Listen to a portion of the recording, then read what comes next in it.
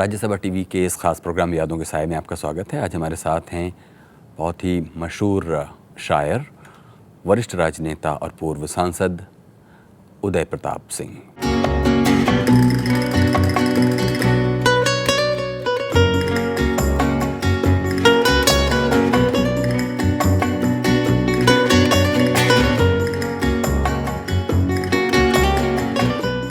जो सर से लेके पांव तक खुददार नहीं है, हाथों में कलम लेने का हकदार नहीं है।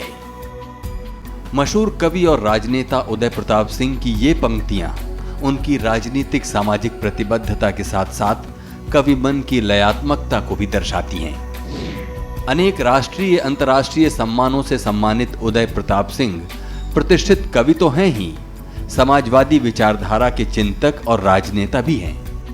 निराला से लेकर नीरज तक तमाम बड़े बड़े कवियों के साथ उनकी साहित्यिक यात्रा रही है।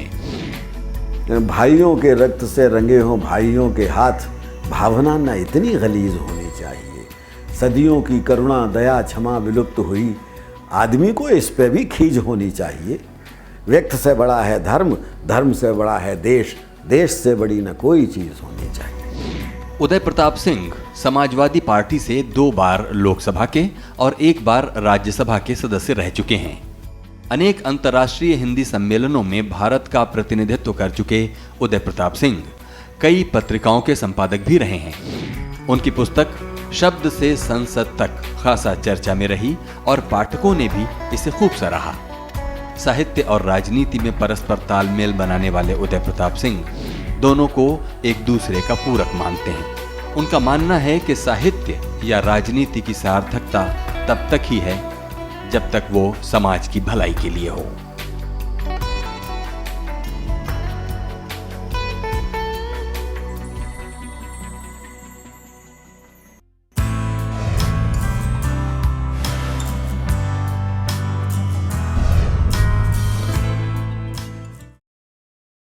उदय प्रताप जी, स्वागत है प्रोग्राम में। बहुत बहुत धन्यवाद। हमें बताइए कि यादों में कुछ पीछे जाकर कि पहली फिल्म वो कौन सी रही होगी जो आपने देखी होगी? मैं बहुत छोटा था, तो हमारे शहर शुकाबाद में कस्बा था, तो एक टेंट में फिल्म चलती थी उस वक़्त। कोई हॉल नहीं था। उसमें संत तुलसीदास करके एक फिल्म आई थी, और वही फिल्म सबसे पहले वो देखी थी। तब आपकी उम्र कितनी थी और शुकाबाद में? मैं समझता हूँ कि उस वक्त हम 12-13 साल के होंगे, 14 साल, 13 साल से ज़्यादा के नहीं होंगे। फिर उसके बाद फिल्मों के साथ रिश्ता आपका कैसा रहा? बहुत नहीं रहा। फिल्म देखने का वो हमें कम ही मौका मिला, लेकिन पढ़ने का और शौक़ तो था ही, और उनकी समीक्षाएँ और रिव्यू और ये सब जो थे वो अक्सर पढ़ते रहते थे। हमारा ये मानना है कि फिल्मों ने भारतीय समाज को, जो उसकी सांस्कृतिक बहुलता है, जो रहन सहन है, जो विविधता है, उसको जोड़ने का काम किया है। आप क्या मानते हैं? मैं ये मानता हूँ कि फिल्म जो है एक बहुआयामी अभिव्यक्ति का माध्यम है, और इसका भारतीय समाज पर बहुत प्रभाव पड़ा, और बड़ा सकारात्मक प्रभाव पड़ा। अब सबसे बड़ी बात यह है कि एक हिंदी का मसला ले लें, भाषा का मसला है जी। तो दक्षिण में भारत हिंदी का विशेष रूप से, और उत्तर भारत की भाषाओं का विशेष रूप से न हो, लेकिन हिंदी का बड़ा विरोध था। लेकिन फिल्में सब देखते थे, और उसने उस माहौल को, जो विरोध था हिंदी का, उसे बहुत दूर तक कम किया और हिंदी को बहुत पॉपुलर किया।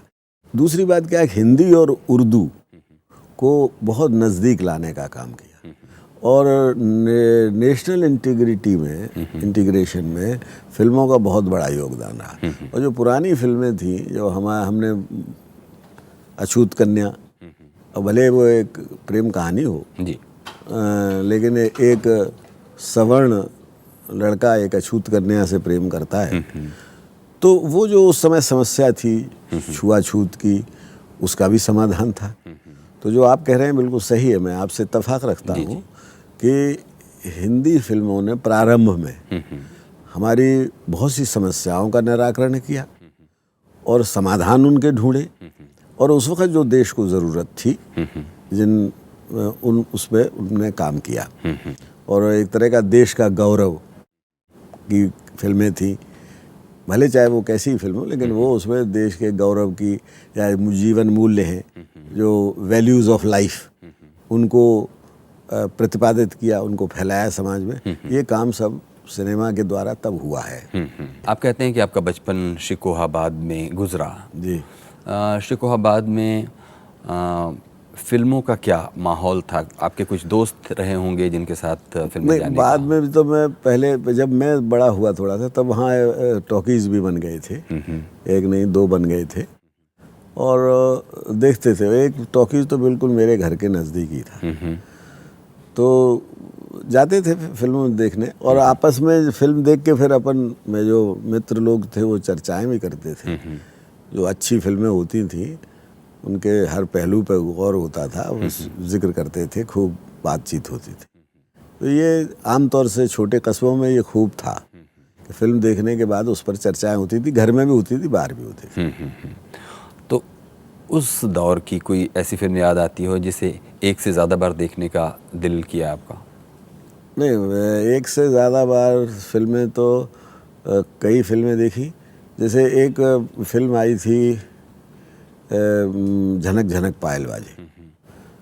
उस वक्त मैं सेंट जॉन्स का विद्यार्थी था, और वो इतनी फिल्म मुझे अच्छी लगी, उसका संगीत भी, उसका नृत्य भी, उसमें उसके गाने भी, और गोपी कृष्ण और वो संध्या का, और उसमें गुदई महाराज का तबला था, और जाने क्या क्या उसमें जो कुछ था वो सब बड़ा सर्वोत्तम था।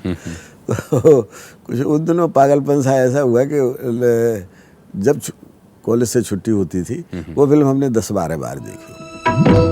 श्री कृष्ण कन्हैया नट खटने राधा की कन्हैया थाम लगी, राधा ने पुकारा,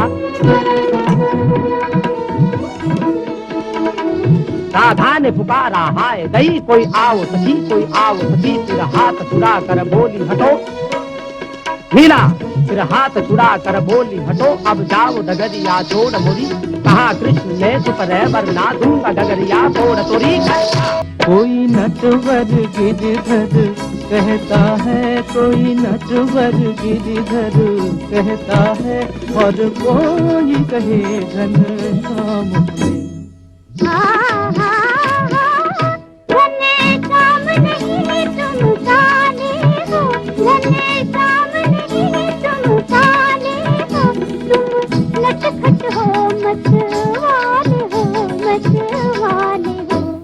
फिल्मों में देखिए गीत संगीत के अलावा या उसकी कहानी के अलावा फिल्मी हीरो और हीरोइनें भी ऐसी होती हैं जो आपको बहुत खींचती हैं। आपको कौन सा हीरो है जो खींचता रहा?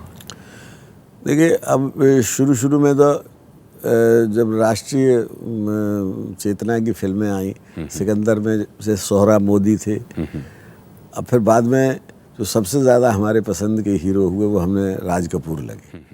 राज कपूर की जितनी फिल्में थीं, आग, आह, आवारा, ये लगभग हमने सब देखी और कई बार देखी। और उन्होंने सिनेमा को एक सम्मान दिया अंतर्राष्ट्रीय स्तर पर। विदेशों में भी राज कपूर की फिल्में उतरी, जैसे ख़ास तौर से रशिया में ऐसी सराही जाती थी। तो ये बाद में तो बहुत कई लोग हीरो मुझे बहुत पसंद थे। राज कपूर भी थे, दिलीप कुमार बहुत पसंद थे। और अब शुरू में जो हमने अशोक कुमार की फिल्में देखी थी, वो थी दीदार, जिसमें नरगिस और अशोक कुमार थे। उसके गीत भी बहुत अच्छे लगे थे। वो संगीत, मुझे कविता से प्रेम था, क्या वो बचपन के दिन भुला न देना, आज हंसो कल रुला न देना, ऐसा वो गीत अभी तक याद है। बचपन के दिन भुला न देना, आज हंसे कल रुला न देना, आज हंसे कल रुला न देना, ओ बचपन के दिन भुला न देना। रुत बदले या जीवन बीते, दिल के तराने हो न पुराने। रुत बदले या जीवन बीते, दिल के तराने हो न पुराने।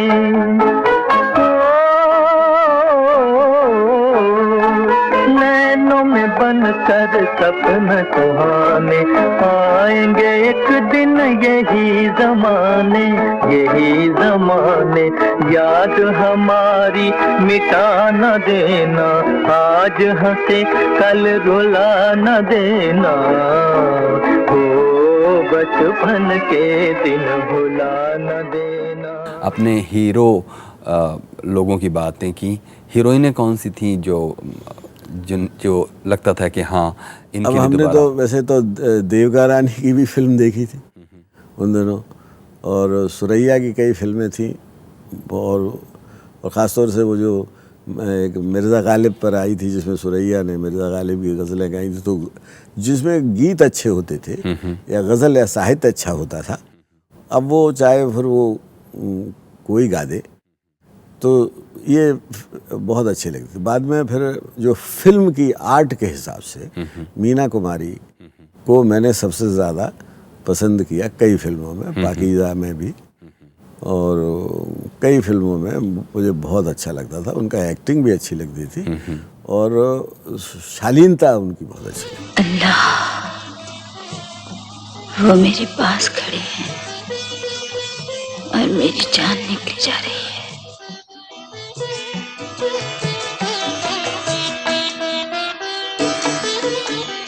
आप यूं ही हैरान हैरान मुझे देखते रहेंगे। मैं तरसते तरसते बिना आपको एक नजर देखे मर जाऊंगी। आप कौन हैं? क्या नाम है आपका? मैं कौन हूँ और कैसे यहाँ आ गई हूँ, मुझे कुछ याद नहीं। जहाँ आपका बचपन गुज़र रहा था, उस दौर में फिल्मों के पोस्टरों का अगर आप हमारे लिए कुछ उसे याद करें कि पोस्टरों का क्या प्रभाव होता था, क्या नज़ारा था? पोस्टर का तो उसमें हीरो और हीरोइन के ही तस्वीरें लगाते थे, तो वो मैंने उस पर बहुत ध्यान नहीं कभी दिया। लेकिन अब जैसे मुग़ल आज़म फिल्म का जो पोस्टर थे, उनमें एक पूरी कहानी सी लगती थी। तब तमाया हुआ चेहरा अकबर का, और दिलीप कुमार का, और वो सब, तो उससे लगती थी कि ये कहानी देखने, तो उस पोस्टर का असर तो ये तो होता ही था कि उससे लोग आकर्षित होते थे और सोचते थे कि ये फिल्म देखने लायक होगी। क्योंकि वो ज़माना ऐसा था जब पब्लिसिटी के इस तरह साधन नहीं थे, तो पोस्टरों के ज़रिए ही फिल्मों का प्रचार किया जाता था। कोई किसी रिक्शे पर या किसी गाड़ी पर पोस्टर लगा देते थे और माइक से वो अपने कहता था कि ये फिल्म है, इसमें ये अदाकार हैं, ये हैं, ऐसे कहते थे। शिकोहाबाद में भी इसी तरह से था? बिल्कुल इसी तरह होता था। और जो सिनेमा हॉल था वहाँ कितने पैसों का टिकट होता था जब आप लोग देखा करते थे? पहली बात तो ये है कि मेरे पिताजी वहाँ की राजनीति में बहुत शीर्ष पे थे, चेयरमैन भी रहे, वाइस चेयरमैन भी रहे, और डॉक्टर भी थे वो। तो और बिल्कुल हमारे पड़ोस में ही फिल्म वो था, तो उनका कुछ ऐसा प्रभाव था कि हम जब चाहते थे तो अपने घुस जाते थे। लेकिन हमें याद है कि 1 रुपए से भी सस्ते की टिकट आती थी, 1 रुपए की तो सबसे बड़ी टिकट होती थी, बल्कि वो पूरे 1 की नहीं होती थी। आगरे तक में जो हमने सिनेमा देखा था उसमें भी शायद 1 आना कम होता था, 15 आने की टिकट होती थी। अब ऊपर वाली तो हम नहीं जानते, जिसमें हमने देखा था उसमें वो इतनी सस्ती होती थी। अभी वक्त है एक छोटे से ब्रेक का। ब्रेक के बाद हाजिर होंगे और बातें जारी रखेंगे उदय प्रताप सिंह के साथ, जो कि वरिष्ठ राजनेता, पूर्व सांसद और मशहूर शायर हैं।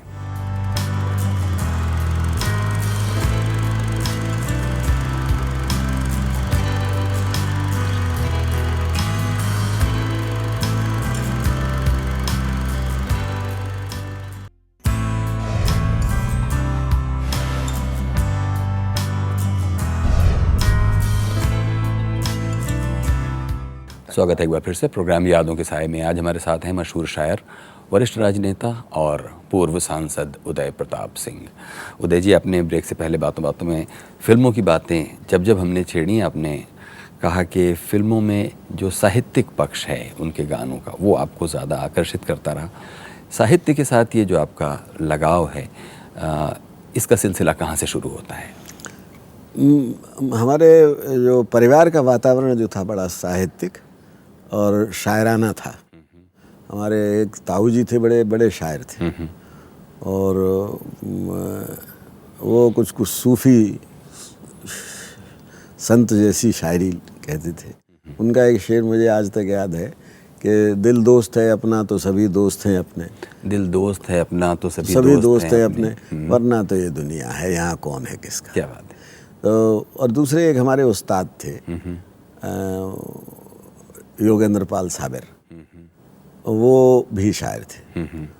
और कुछ ऐसा इत्तेफाक रहा कि जिन्होंने हमें हिंदी पढ़ाई वो भी बहुत अच्छे कवि थे। तो कई ऐसे, अच्छा, हमारे दूसरे परिवार का वातावरण था जिसमें कई शायर आते थे, कवि लोग आते थे, महफिलें होती थी, बैठ के पिताजी के साथ शेर व शायरी होती थी। तो जाहिर है कि मैं थोड़ा सा, मुझे बहुत अच्छा लगता था।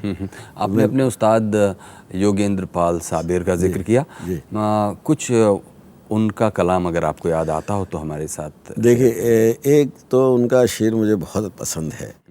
उनका फरमाते हैं कि हरदम तलाशे गैर में रहता है आदमी, हरदम तलाशे गैर में रहता है आदमी, डरता है कहीं खुद से मुलाकात न हो जाए। क्या बात है। तो ये खुद से मुलाकात करना बड़ा मुश्किल है और वो बहुत हिम्मत वाला काम है। और ये जब इसको मैं सोचता हूँ तो इसकी गहराई में जाता हूँ तो सोचता हूँ कि आदमी दूसरों से बात बड़ी आसानी से कर सकता है, पर अपने से मुलाकात करने में आदमी बहुत परहेज करता है। योगेंद्र पाल साबिर का कुछ और भी आप देखिए, शेयर कर सकते। अंग्रेजी के प्रोफेसर थे पर उर्दू के बड़े हिमायती भी थे, और उनका रहन सहन बिल्कुल ये लगता था कि लोग उनको अक्सर कहते थे कि ये मुसलमान है, ये हिंदू नहीं है। और सिर्फ वजह सिर्फ यही थी कि वो उर्दू बोलते थे, वही। तो वो इस पक्ष में रहते थे कि ये हिंदुस्तान और पाकिस्तान का जब बंटवारा हुआ, वो उनके सीने पे उनकी बहुत सी नज़में, बहुत सी उनके शेर हैं। एक उनका बड़ा मशहूर शेर है कि जब हिंदुस्तान पाकिस्तान का बंटवारा हुआ कि लकीरें खींचकर तुमने ज़मीं तो बांट दी, लेकिन अब इस टूटी हुई तस्बीह के दाने कहाँ जाएं। क्या बात है। और बुज़ुर्गों के लिए उन्होंने कहा था, जो बुज़ुर्ग लोग, बच्चे चले जाते थे, पाकिस्तान चले गए, यहाँ रह गए, और शायद यही उधर भी कहानी होगी। तो उन्होंने एक शेर कहा था कि ज़मीने गुलसितां ठुकरा न इन पज़मुर्दा फूलों को, कली बनकर यहाँ महके तो मुरझाने कहाँ जाएं। क्या बात है। मतलब वो लोग जो बरसों से हिंदुस्तान में रहते चले आ रहे थे, उनके बच्चे बेशक पाकिस्तान चले जा रहे हैं, वो कहाँ जाएं, वो उनका कहाँ है। हाँ, एक बार फिर से इस शेर को आप हमारे। ज़मीने गुलसितां ठुकरा न इन पज़मुर्दा फूलों को, कली बनकर यहाँ महके तो मुरझाने कहाँ जाएं। जी, आपने अपने उस्ताद साबिर साहब का नाम लिया जो कि अंग्रेज़ी पढ़ाते थे। अंग्रेज़ी आप भी पढ़ाते थे, आपके कौन स्टूडेंट होते थे उस ज़माने में? हमारे स्टूडेंट तो मैं बहुत दिन रहा, मैं अंग्रेज़ी का लेक्चरर रहा, 16-17 साल तो लेक्चरर रहा, फिर प्रिंसिपल हो गया, वो भी 16-17 साल रहा, और उसमें भी अंग्रेज़ी ही पढ़ाता था। तो अंग्रेज़ी तो मैंने 30-35 साल पढ़ाई है, और बहुत अब उसमें से जो बहुत मशहूर हस्तियां हैं उनमें माननीय मुलायम सिंह जी, वो मेरे इंटरमीडिएट में जब वो पढ़ते थे तो मैंने उन्हें अंग्रेज़ी पढ़ाई। प्रोफेसर राम गोपाल यादव, ये भी मेरे स्टूडेंट रहे हैं। और कई हैं, कुछ जजेस हैं, कुछ तो शेर व शायरी की तरफ जब से आपका रुझान हुआ तो फिर आपने पीछे मुड़ के नहीं देखा? हम देखते हैं कि तमाम मुशायरे और कवि सम्मेलनों में आप आम तौर पर उपस्थित रहते हैं। कुछ ये जी, मैं जब राजनीति में भी था तो मेरे यहाँ राजनीतिज्ञों से ज़्यादा जमघट जो रहता था वो शायरों का और कवियों का रहता था। जब मैं दिल्ली में अपने आवास पर भी रहता था तो एक तरह से वो सारे ऐसा एक केंद्र था जहाँ सारे शायर इकट्ठे होते थे, शेर व शायरी होते थे। अदम गोंडवी जो अब इंतकाल फरमा गए वो वहाँ आते थे और बहुत लंबे लंबे गोष्ठियाँ होती थी और तमाम बड़े शायर उर्दू के, हिंदी के सब लोग आते थे। तो मुझे बहुत ज़्यादा शौक़ है और ये भी बताऊँ आपको कि मैं इसको बदलाव का एक बहुत बड़ा माध्यम मानता हूँ। शेर और शायरी से जो बात एक राजनीतिज्ञ अपने भाषण में कह सकता है वो हम एक शेर में कह सकते हैं और जो दूर तक जिसका मैसेज जा सकता है और देर तक रह सकता है। जब कोई चीज़ कविता में कही जाती है तो वो मनों पर बहुत देर तक रुकी रहती है, ठहरी रहती है, उसका असर बहुत लंबे समय तक होता है। इसीलिए जैसे हमारे वेद थे या जितने भी जो भी धार्मिक ग्रंथ हैं हर धर्म के, और उनमें वर्सिफिकेशन जो है वो कविता के माध्यम से याद करने का एक माध्यम हो जाता है। अगर रामचरितमानस की वैसे कहानी नहीं याद होती पर तुलसी ने लिख दी तो याद है हमको। तो कविता जो है वो एक बहुत बड़ा माध्यम है, मनोरंजन का माध्यम नहीं है। एक तो आत्म अभिव्यक्ति का माध्यम है। हमारे मन में जो भाव उठता है, हर मनुष्य जो है वो दूसरों से कहीं भिन्न होता है। ऐसा जो उसके मन में चिंतन आता है वो दूसरी जगह नहीं आता। उसको जब वो अभिव्यक्त करता है तो उसका समाज पर प्रभाव पड़ता है। ये प्रभाव रविन्द्रनाथ टैगोर का हुआ, कबीर का भी हुआ, डॉक्टर इकबाल का भी हुआ। जब मैंने जो शुरू की अपनी पढ़ाई की इब्तिदा में, मुझे डॉक्टर इकबाल के जो शेर याद कराए थे वो आज तक आते हैं और वो भी ज़िंदगी पे असर डालते हैं। ए तायरे लाहूती उस रिस्क से मौत अच्छी जिस रिस्क से आती हो परवाज में कोताही। इसे एक बार दोबारा हमारे लिए पढ़िए और इसका थोड़ा मतलब भी खोलकर हमें समझाइए। ज़ाहिर है ए ताहिरे लाहूती असीम आकाश में उड़ने वाले पक्षी, ए ताहिरे लाहूती उस रिस्क से मौत अच्छी जो उस दाने से, जिस दाने की वजह से हमारी परवाज़ में कोताही कमी आती हो, हमारी उड़ानों में कमी आती हो, हमारी फिक्र में, हमारी सोच में, हमारी जीवन आदर्शों में, और हम समझौता करते हों वहाँ पर, उससे तो अच्छा है कि हम मर जाएं। तो अब इसका कहीं असर मेरे ऊपर हुआ होगा। तो मैंने एक शेर फिर कहा, उतरते ताज हिलते तख्त इस जमुना ने देखे हैं, ये हस्ती है कोई दौलत पे जब मगरूर होता है। क्या बात है। ये हस्ती है कोई दौलत पे जब मगरूर। उसी गज़ल में मैंने ये शेर कहा था कि ये माले मुफ्त की दस्तक सुनाई सबको देती है।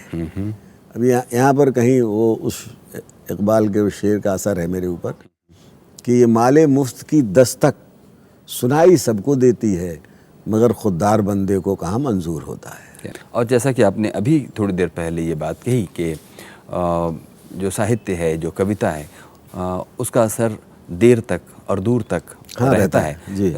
फिल्मों में भी जो गीत इस्तेमाल किए गए एक दौर तक, उसमें भी ऐसी ही कविता आपको देखने सुनने को मिलती है। इसका क्या आपका तजुर्बा है? नहीं, बिल्कुल ठीक कह रहे हैं आप। बिल्कुल वो जो फिल्मों में उस ज़माने के जो गीत थे वो गीत बहुत असर करते थे। और उसके बड़े अब जो मोहम्मद रफ़ी के गाए हुए गाने हैं, लता मंगेशकर जी के गाए हुए, उनका स्वर, उनकी आवाज़ की मिठास और उनका संगीत की कलात्मकता और वो सब अपनी जगह है। लेकिन जब वो उन्होंने गाया कि ए मेरे वतन के लोगों ज़रा आँख में भर लो पानी, तो कहते हैं कि नेहरू जी की भी आँख में आंसू आ गया। और उनकी अकेली आँख में नहीं, पूरे हिंदुस्तान की आँख में आंसू आ गया। अब लता मंगेशकर जी ने गाया रहे, बड़ी गायिका हैं, वो एक अलग बात है। लेकिन उसका जो कविता का प्रभाव जो है वो उनकी मिठास से कहीं कम नहीं है। वो मैसेज बहुत, ऐसे कहिए कि वो अमृत जो है वो स्वर्ण पात्र में रख दिया हो। मैंने एक इस तरह की बात इस्तेमाल अपनी कविता में की। ये कहता हूँ कि ये ताजमहल, ये कश्मीर हम दे भी दें तो ताजमहल मांगोगे तुम, पूनम की रातों में यमुना का हुस्न गज़ल मांगोगे तुम, फिर सबसे अच्छे गुलशन की बुलबुल की सदाएं मांगोगे, जो रास रसूलों को आई वो ठंडी हवाएं मांगोगे, फिर इसी तरह के और बहुत से कौमी निशां मांगोगे तुम, सहगल के स्वर में गालिब का अंदाज़े बयां मांगोगे तुम। क्या बात है, क्या बात। तो अब ये जो है वो अंदाज़े बयां तो गालिब का है, लेकिन सहगल के स्वर में हो तो और भी आनंद होता है। और फिर वो उसका असर ये होता है कि ये हमारी सबसे बड़ी पसंद थी कि गालिब की गज़ल और सहगल के, ये मैंने बहुत, मुझे सुनने में अच्छा लगता था, बहुत मैंने सुना, तो फिर अपनी कविता में भी लिख दी। उदय प्रताप जी, ये मौका है कि जब हम आपके अनुभवों से, आपकी स्मृतियों से और भी ज़्यादा समय लेकर समृद्ध हो सकें, लेकिन हर कार्यक्रम में समय की एक सीमा होती है। आखिर में हम आपसे आपकी कोई ताज़ा गज़ल के कुछ हिस्से ज़रूर सुनना चाहेंगे। हम फ़कीरों पर दुआओं के सिवा कुछ भी नहीं, हम फ़कीरों पर दुआओं के सिवा कुछ भी नहीं, खुश रहें वो भी जो कहते हैं दुआ कुछ भी नहीं। क्या बात है, बहुत बहुत खुश रहें वो भी जो कहते हैं दुआ कुछ भी नहीं। इसका एक गज़ल का शेर सुन लीजिएगा कि बूंद में अटकी हवा है बुलबुला कुछ भी नहीं, बूंद में अटकी हवा है बुलबुला कुछ भी नहीं, किस कदर मगरूर है जैसे खुदा कुछ भी नहीं। वाह, क्या बात है, क्या बात है।